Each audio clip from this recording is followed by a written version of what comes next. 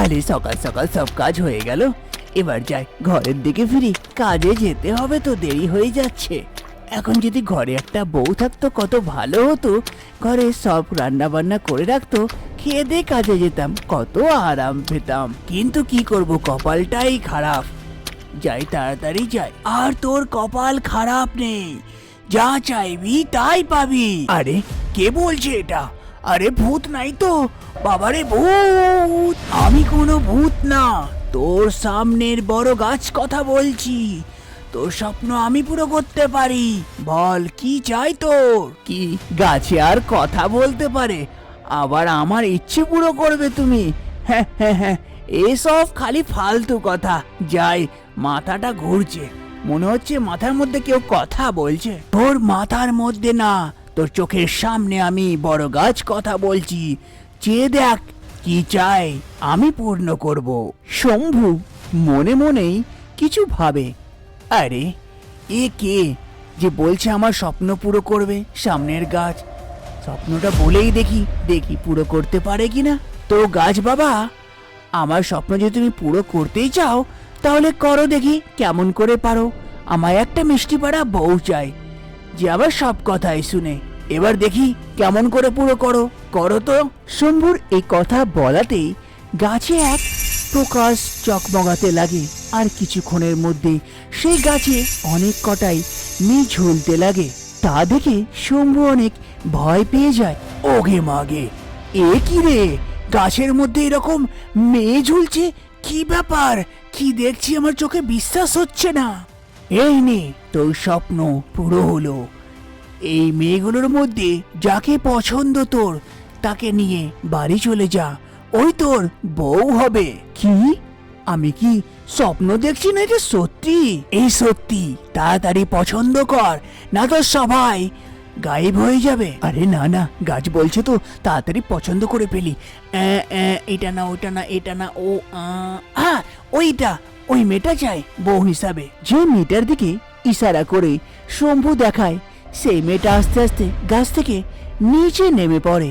আরে সত্যি তো মেয়েটা নেমে গেল, গিয়ে কথা বলে দেখি। কি গো, তুমি কে?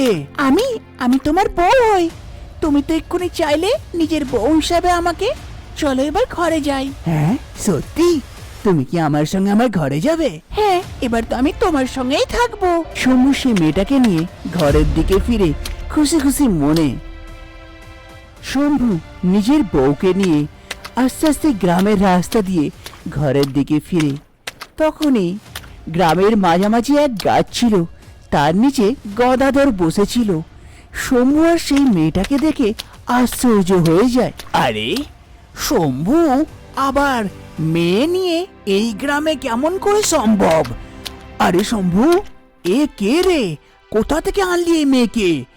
এই গ্রামে মেয়ে হঠাৎ করে কি করে সম্ভব? আরে গদাধর, আমার স্বপ্ন পুরো হয়েছে, তোরও হতে পারে। তাড়াতাড়ি যা, গাছে মেয়ে ধরেছে, পছন্দ মতন নিজের বউ পছন্দ কর আর নিয়ে আয়। দেখ আমিও পছন্দ করে নিয়ে এসেছি গাছ থেকে। এ কি ফালতু ফালতু বকছিস? গাছে কোনোদিনও মেয়ে ধরে নাকি? তুইও কিছুই বলছিস। বিশ্বাস না হয় ওই মাঠের ধারে গাছটা দেখ গা, মাঝখানে বড় গাছটা, সেখানে দেখবি অনেক মেয়ে ধরে আছে। আমি বাকি গ্রামবাসীদিকে বলে দিগা, তুই আগে যাবি, ভালো পাবি। যা তাড়াতাড়ি গিয়ে দেখে আয়, আগে যদি আমার কথায় বিশ্বাস না হয় তাহলে। এই কথা বলে শম্ভু সেখান থেকে নিজের নতুন বউকে নিয়ে চলে যায়।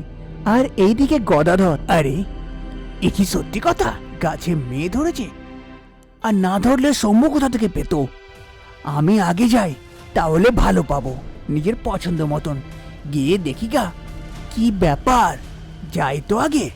গদাধর শম্ভুর কথায় বিশ্বাস করে তাড়াতাড়ি সেই মাঠের দিকে দৌড়ায়, যেই গাছে মেয়ে ধরেছে বলল। শম্ভু গদাধর দৌড়াতে দৌড়াতে সেই জায়গাতে এসে পৌঁছায়, যেইখানে সেই বড় পাড়া গাছটা ছিল। সেই গাছের পাশ দিয়ে লুকিয়ে লুকিয়ে দেখে যে শম্ভুর কথাটা সত্যি কিনা। যা দেখে তার চোখে বিশ্বাস হয় না। আরে এ তো শম্ভু ঠিকই বলল, গাছে মেয়ে ধরেছে। এই কিন্তু কি করে সম্ভব? এ আমার তো বিশ্বাসই হচ্ছে না। গদাধর যা সামনে দৃশ্য দেখে তা দেখে ওর সত্যিতে চোখে বিশ্বাস হয় না। কি করে গাছে মেয়ে ধরতে পারে?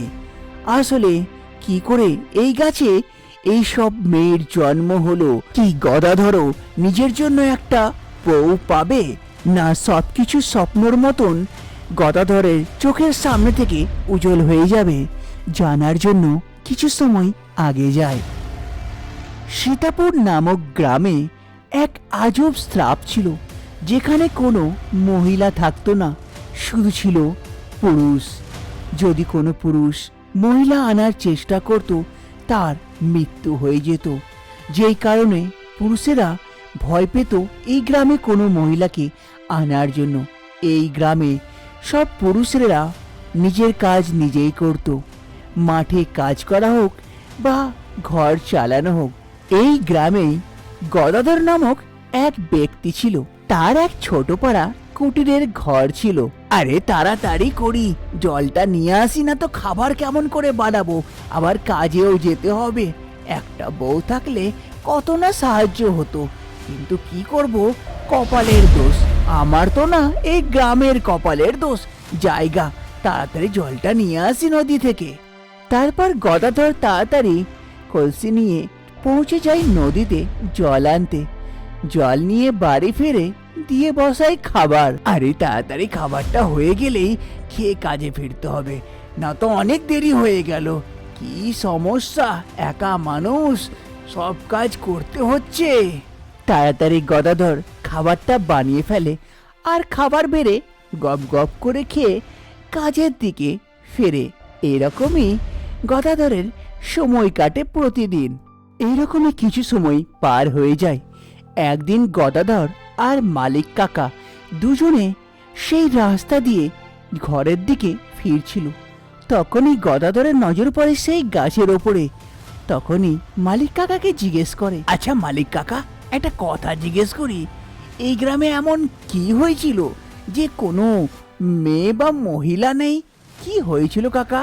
আর গ্রামবাসীরা এ কথা কেন বলে যে সন্ধেবেলায় এই গাছের আশেপাশে থাকতে নেই? আরে গদাধর, তাহলে শোন ব্যাপারটা কি। কিছু সময় আগেকার কথা। এক ছেলে সুভাষ আর এক মেয়ে রানী, দুজনে দুজনকে খুব ভালোবাসে। এই গাছতলায় প্রতিদিন দেখা করতে আসে, এখানে বসে সময় কাটায় অনেকক্ষণ। আর এক তান্ত্রিক বাবা এই দিক দিয়েই যায় আর ওদিকে সরিয়ে দেয়, আর বলে এখানে কিছু তপস্যা করবে। তাই সেই মেয়েটার অনেক রাগ।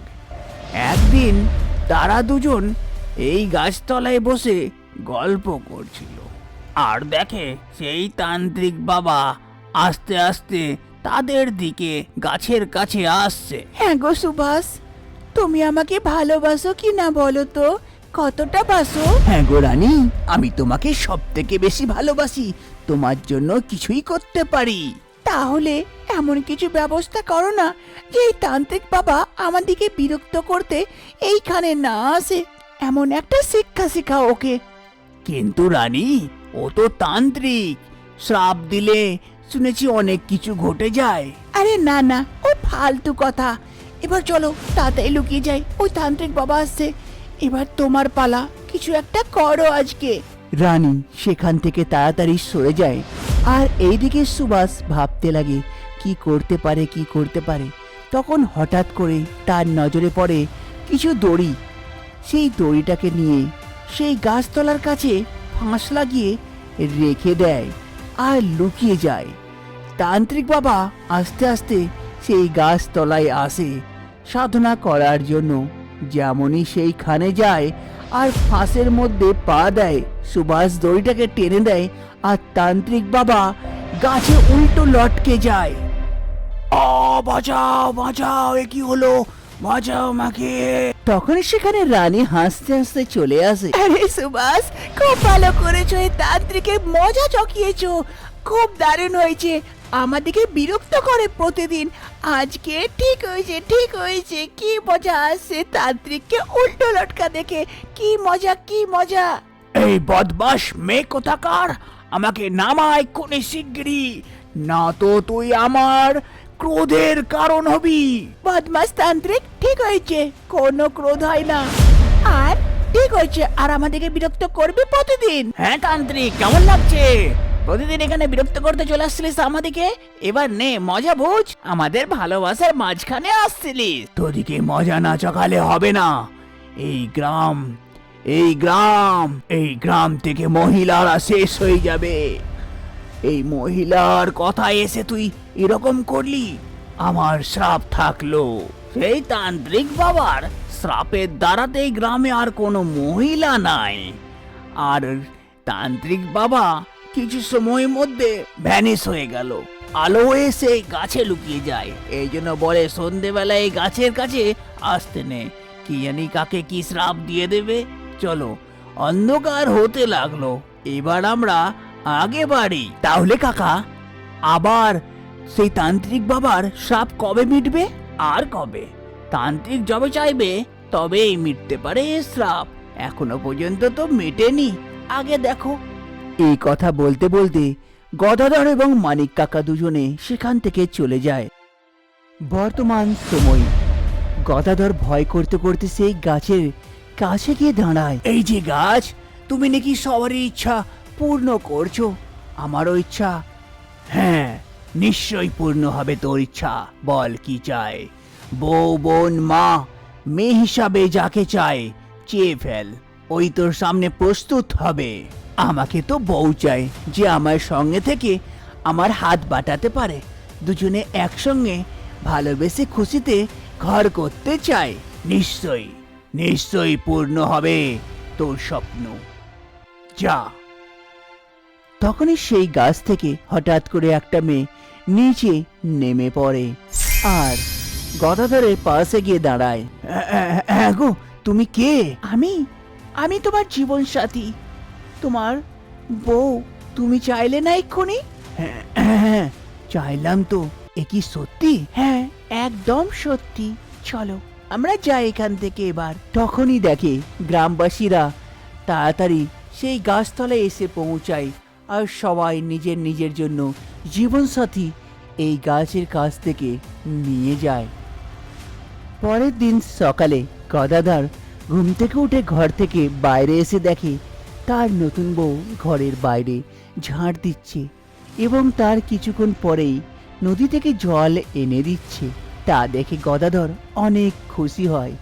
ঘরে বসে থাকে, তার বউ রান্না করে আর রান্না করে তাকে খাবার দেয়। এই নাও গো তোমার খাবার, তাড়াতাড়ি খেয়ে নাও, তবে তো কাজে ফিরবে। আরে, এ আমি স্বপ্ন দেখছি না তো, সবকিছুই মনে হচ্ছে স্বপ্নের মতন পুরো হচ্ছে আমার সব জীবনটা। না গো, এ কোনো স্বপ্ন না, সেই তান্ত্রিক বাবার দিয়া শ্রাপ ভেঙে পড়েছে, তাই আমাদের জন্ম হয়েছে এই গ্রামে আর আমাদেরকে এই গ্রামের সেবা করার জন্য পাঠানো হয়েছে।